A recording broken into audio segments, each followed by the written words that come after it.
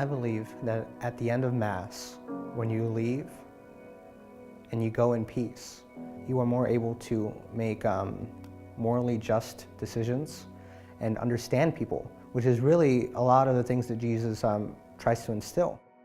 The concluding rites complete our celebration of the Mass. After hearing the Word and receiving strength and nourishment in the Eucharist, we are blessed and sent forth into the world as followers of Christ. The whole dismissal rite is a sending forth of the congregation to enact through service, through daily life, through self-gift, to enact what the Mass means in our daily lives and in the lives of the world. The command is not leave, but go. We're going someplace very important, a place that needs the message that we have heard here. We are very much sent on commission out into the world. Where we are called to proclaim what we have seen, proclaim what we have felt, proclaim what we have touched, what we have sang, what we have experienced, so that in the end we can continue to be Christ's presence in our world today. The Mass doesn't really end when the priest says, "Go in peace." But really the Mass is a dismissal to the mission. So we continue to live out what we've celebrated in the Eucharist throughout the rest of the week. It's not all about you, but like if everybody just thought about themselves, we wouldn't be anywhere. And you're supposed to like spread the positive vibes. That's kind of what God has us doing. Open to the gift of God's grace, we are changed. We become more like the Christ we have received in the Eucharist, so that we may be His light in the world.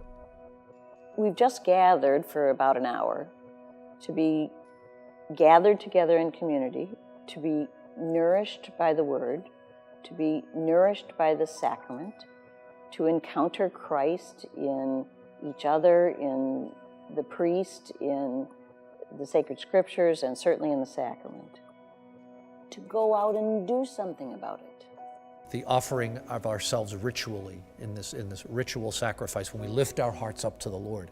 But for the faithful, it's also got a real manifestation that it can't end there, but that only prepares us and conforms us so that we can then give of ourselves in the living of our lives. Having participated in this celebration of the Eucharist, now go and be the Eucharist, be the body of Christ out in the world. That's how we glorify the Lord, by our lives, by the way we live as disciples. It's not like we're doing it for the sake of being holy in and of itself, but it's like we're supposed to be making a difference.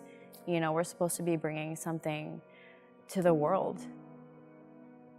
We can go glorify the Lord in our life by doing something good every day, even after Mass, you know, until the day we come back to Mass.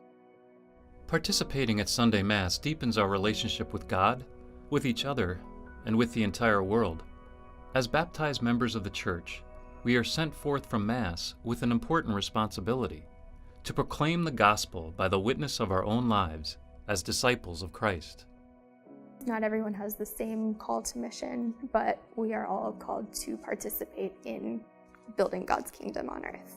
We all are disciples, and then we need to continue the Mass outside. We are remembering that we are sent to evangelize. As disciples, we have to live the Mass while we celebrate, and we have to go. That's our mission. Purpose of Christianity, as Jesus said at the end of Matthew, to make people disciples, followers of Jesus, students who are attending to the Master in such a way that their lives become like His life. And that's a project that's never finished.